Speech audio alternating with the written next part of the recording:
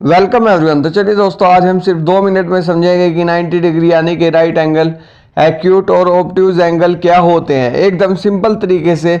अगर आप ज्योमेट्री से डरते हैं तो आज वो डर खत्म हो जाएगा। जी हाँ, सही सुना आपने, अगर आप ज्योमेट्री से डरते हैं तो आपका वो डर खत्म हो जाएगा। तो चलिए दोस्तों, बिना टाइम वेस्ट के स्टार्ट करते हैं। सबसे पहले 90 डिग्री एंगल क्या होता है, यानी कि राइट एंगल। जब दो लाइंस एक दूसरे से बिल्कुल एल शेप में सीधी कटती हों, एल शेप में बिल्कुल सीधी कटती हो या स्क्वायर की शेप में कटती हो तो उसे 90 डिग्री एंगल कहते हैं। जी हाँ, सही सुना आपने। या किताब के कॉर्नर की तरह या स्क्वायर की तरह एक दूसरे से कटती हो तो उसे 90 डिग्री एंगल कहते हैं।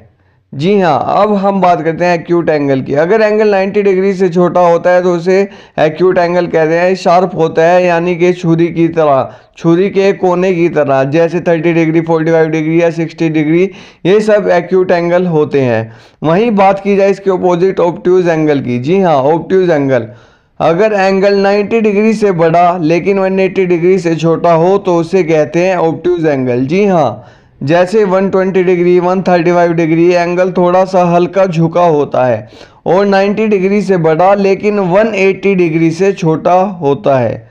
जी हाँ, यही था सब कुछ बेसिक्स एंगल के बारे में। यह एंगल्स बहुत आसान है, ज्योमेट्री बिल्कुल आसान है। अब हमसे सीखेंगे, आपको हम परफेक्ट बना देंगे इंशाअल्लाह, हमारी गारंटी है। विदाउट एनी डिस्टरबेंस आपके हर डाउट क्लियर होंगे।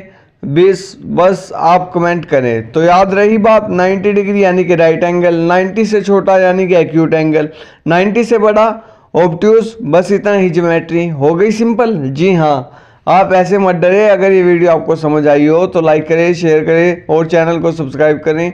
ज्योमेट्री हो गई simple. Thank you. Let's get started और meet again in another video. Thank you.